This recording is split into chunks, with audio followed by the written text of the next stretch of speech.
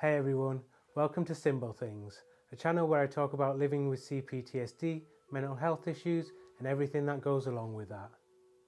And that was about the 20th time I did that intro today. Today's going to be a good video, right?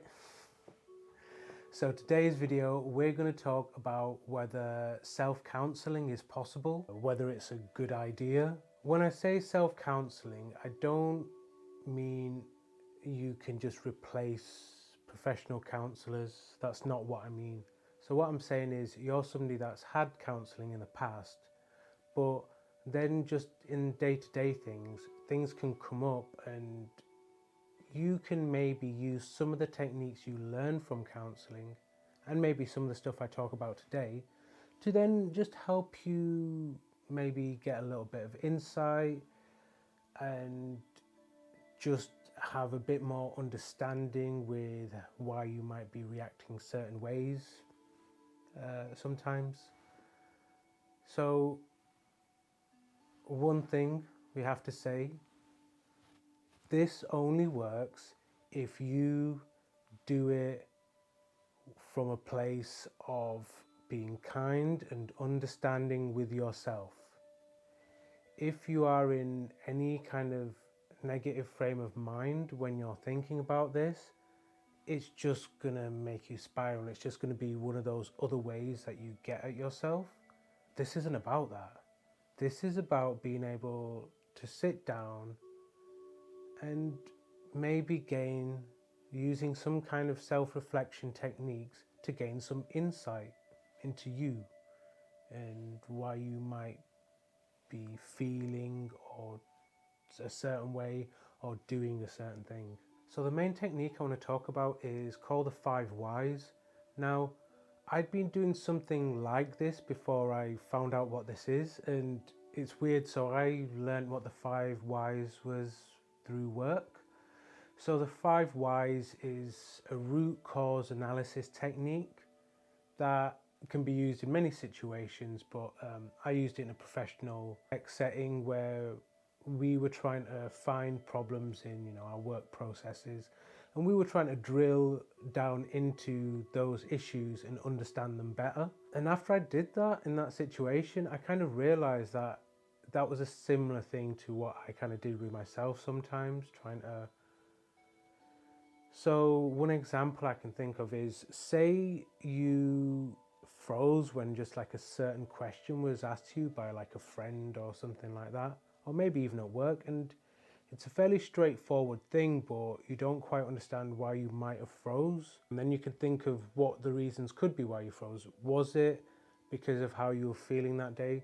Was it because of something else that happened either recently or in the past that was really tangentially connected to what was said, but because it made you recall something, it might have made you freeze. It might have been the person that asked you that question. It might have been the way they said it, or try and drill down into what these things. And so let's say, for example, we worked out it was connected because of the person that said it. So then we'll do the second why. So the first why was, why did I freeze when I was asked a question by that person?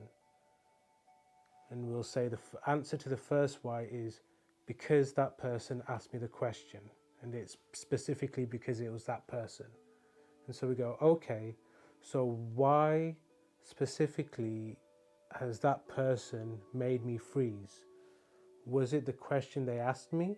No, we worked out it was the person themselves. So, is it because the person has done something to you in the past and now that question might be connected to that in some way? Is it because the way they talked to you reminded you of somebody else or some other situation?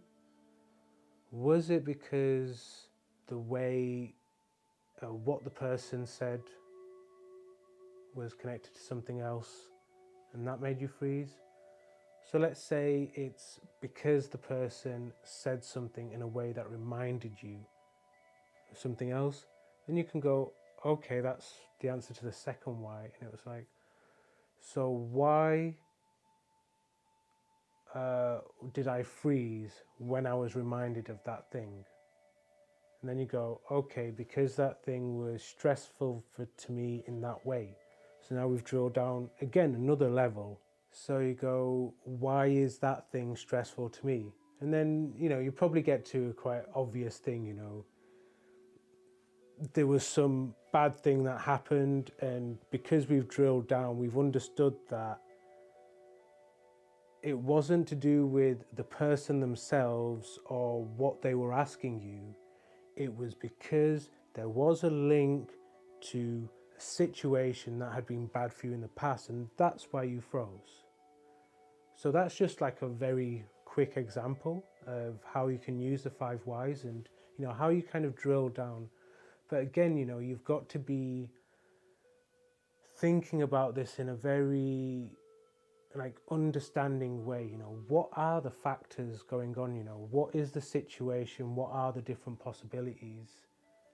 And just really kind of think these situations through, and then by going down why in the right way, you can start to find some of the root cause. And that doesn't mean the problem's ended, but understanding is the first kind of step to getting better, as we're trying to do every day, right? I think we're done, but I just want to reiterate that you can't be trying to do this technique. This isn't one of those things that you do when you're awake and can't get to sleep and some situation's terrorizing you and you're like, why do I do that, and why did that, why was that so horrible? No, that is not what this video is about. This is about trying to understand yourself better, and you using a kind of self-counselling. I use that term quite loosely. It's really about self-insight and self-reflection. It's all of those things, right? It can be all of those things. Then we're not mutually exclusive. Thanks for watching, everyone. Be well. Remember, there is help out there. Don't be afraid to ask for it. I'll put a link to the C-PTSD Foundation in the description. I'll catch you next week. Peace.